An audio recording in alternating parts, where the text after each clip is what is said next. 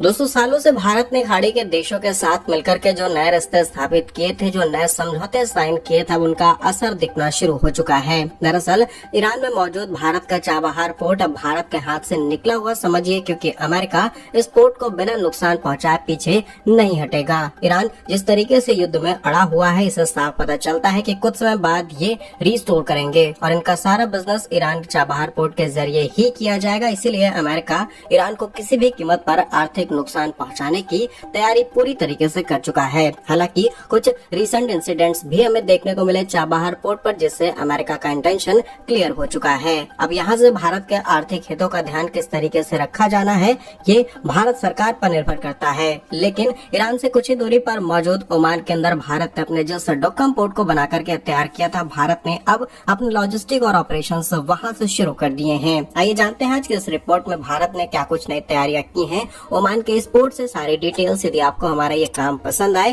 Video को like, channel को subscribe जरूर कीजिएगा, क्योंकि आपका ये छोटा सा काम आप तक जरूरी और सही खबरें लाने में हमारी बड़ी मदद करता है। तो भारत ने अरब सागर में चीन और पाक की घेराबंदी का तोड़ निकाल लिया है और खाड़ी के देशों में शुरू इस युद्ध से अपने आप को सुरक्षित निकालने का फैसला कर लिया है। यहाँ ईरान के चाबहार पोर्ट पर अमेरिकी प्रतिबंधों और क्षेत्रीय अस्थिरता का खतरा लगातार मंडरा रहा है, तो वहीं भारत ने ओमान के डोकम पोर्ट पर अपनी नई रणनीतिक शक्तियां बना ली हैं। अब भारत को चाबहार पोर्ट की टेंशन लेने की जरूरत नहीं है। डुक्कम न केवल व्यापार के लिए बल्कि भारतीय नौसेना के लिए भी एक सुरक्षित किले के रूप में उभरा है। आखिर कैसे डुक्कम ने चाबहार को पीछे छोड़ दिया, चलिए इस मास्टर स्ट्रोक को डिटेल्स में समझते हैं। दरअसल डुक्कम पोर्ट भारत के लिए गेम चेंजर क्यों है, इसके पीछे 3 बड़े कारण हैं। पहला, चाबहार पोर्ट जो कि ईरान हमेशा अमेरिकी प्रतिबंधों और इजराइल हमास ईरान संघर्ष के साए में रहता है, इससे विपरीत ओमान एक स्थिर राष्ट्र जहाँ भारत का ये भरोसेमंद दोस्त भी है, यानी कि भारत को यहाँ से प्रतिबंधों से मुक्ति मिल सकती है। दूसरा है डुक्कम पोर्ट स्टेट ऑफ हॉर्मुज़ से ठीक बाहर है, इसलिए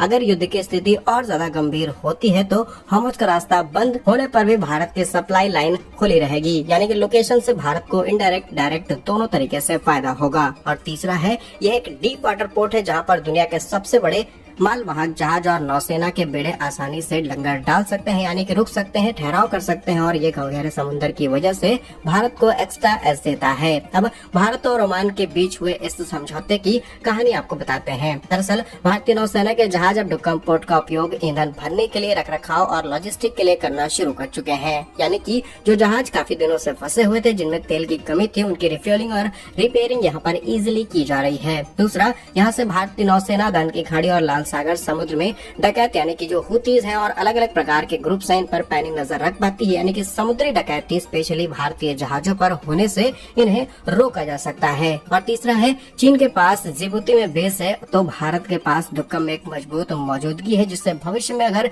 2 फ्रंट पर किसी भी तरीके का युद्ध लड़ना हुआ तो भारत यहाँ से भी अपने मकसद को अंजाम दे पाएगा। केवल सेना ही नहीं बल्कि व्यापार के लिए भी डुक्कम पोर्ट नंबर 1 है। दरअसल CEPA, जिसे हम कॉम्प्रिहेंसिव इकोनॉमिक पार्टनरशिप एग्रीमेंट के नाम से जानते हैं, भारत और ओमान ने हाल ही में इस समझौते को फाइनल किया, जिससे डुक्कम पोर्ट के जरिए व्यापार, इन्वेस्टमेंट, खासकर ग्रीन हाइड्रोजन और खाद्य के बिजनेस को आसान किया जाए। सिर्फ इतना ही नहीं बल्कि अडानी जैसे बड़े प्लेयर्स ने यहाँ पर इन्वेस्टमेंट भी की है। भारतीय कंपनियां डुक्कम में स्पेशल इकोनॉमिक जोन है, वहाँ पर बड़े स्तर पर इन्वेस्टमेंट की है, क्योंकि यहाँ पर तेल और गैस भी निकाली जा सकती है। हालांकि उस पर राइट्स ओमान के होंगे, लेकिन कुछ % राइट लेकर के हम इस तेल गैस को निकाल करके अपने लिए इस्तेमाल कर सकते हैं। और निष्कर्ष ये है कि भारत ने अपने समुद्र रणनीति को फ्यूचर प्रूफ कर लिया है। चाबहार पर निर्भरता कम करते हुए डुक्कम को अपनाना भारत के लिए एक डायमंड नेकलेस की नीति साबित हुई है। अब भारत की समुद्री सीमाएं सिर्फ व्यापार तक नहीं बल्कि कई और मायनों में इम्पोर्टेंट हो चुकी हैं। दरअसल यहाँ पर तैनात की गई भारतीय नौसेना आसानी से भारतीय जहाजों को स्कॉट कर सकती है, जिससे भारत के अंदर शुरू हुई तेल और गैस की किल्लत से भी